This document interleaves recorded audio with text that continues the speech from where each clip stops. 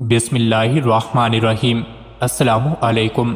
حضرت علی ہجویری رحمۃ اللہ علیہ کی ابتدائی زندگی کا کچھ حصہ محلہ جلابی اور کچھ عرصہ محلہ ہجویر میں گزرا۔ آپ رحمۃ اللہ علیہ کو خواب میں اپنے مرشد کامل نے حکم دیا کہ سید علی ہجویری لاہور آپ رحمۃ اللہ علیہ کے سپرد کیا گیا ہے، لہٰذا فوراً لاہور چلے جاؤ۔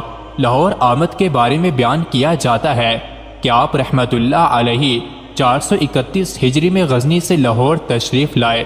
ان دنوں غزنی میں سلطان محمود غزنوی حکمران تھا۔ حضرت داتا علی ہجویری رحمۃ اللہ علیہ نے لاہور تشریف لا کر سب سے پہلے ایک مسجد تعمیر کرائی۔ جب مسجد کی تعمیر سے فراغت پائی تو علماء نے اس مسجد کے قبلے پر اعتراض کیا۔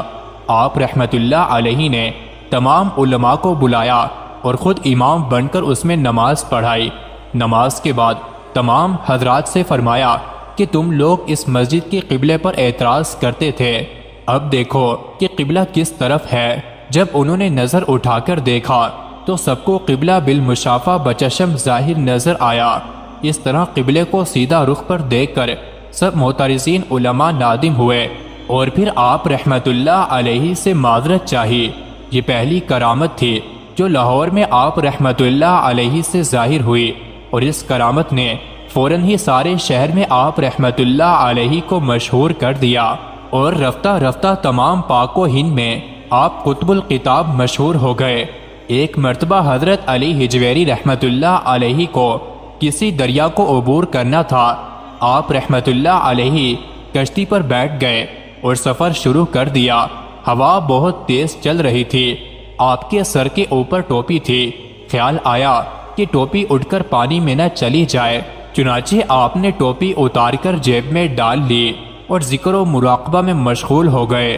آپ نے 1-2 دن پہلے سر کا حلق کروایا تھا۔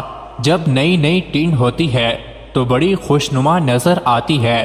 وہاں کشتی میں ہی قریب سے ایک بچہ گزرا تو اس نے دیکھا کہ اتنا صاف ستھرا ہے، چنانچہ اس نے سر پر ہاتھ پھیرا تو بڑا ملائم نظر آیا۔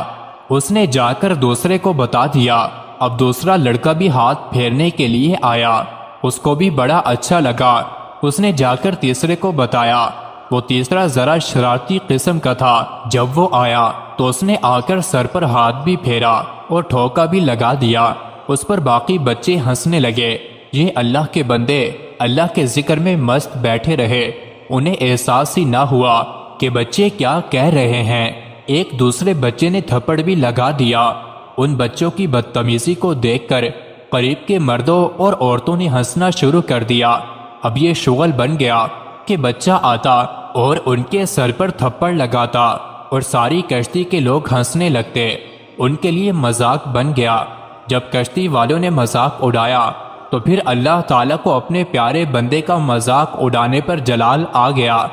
حدیث قدسی میں آیا ہے، جو میرے ولی سے دشمنی کرتا ہے میرا اس کے ساتھ اعلان جنگ ہے۔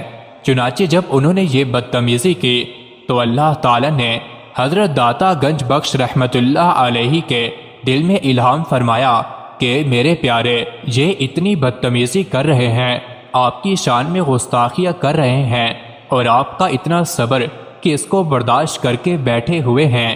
اگر آپ بددعا کریں تو میں اس پوری کشتی کو ہی الٹ دیتا ہوں۔ جیسے ہی ان کے دل میں یہ الہام ہوا تو آپ رحمۃ اللہ علیہ نے دعا کے لیے ہاتھ اٹھائے اور دعا مانگی، اے اللہ، اگر آپ کشتی الٹنا ہی چاہتے ہیں تو ان سب کے دلوں کی کشتی الٹ دیجئے۔ چنانچہ اللہ تعالیٰ نے ان کی دعا قبول کر لی، اور اس کشتی میں جتنے مرد اور عورتیں تھیں ان میں سے ہر ایک کو اللہ تعالیٰ نے ولایت کا نور عطا فرما دیا۔ اللہ والوں کی ایسی کیفیت ہوتی ہے کہ ایسے حالات میں بھی ان کی زبان سے بددعا نہیں نکلتی، بلکہ ان کی زبان سے دعائیں ہی نکل رہی ہوتی ہیں۔ مزید ایسی ہی ویڈیوز کے لیے چینل کو ضرور سبسکرائب کریں۔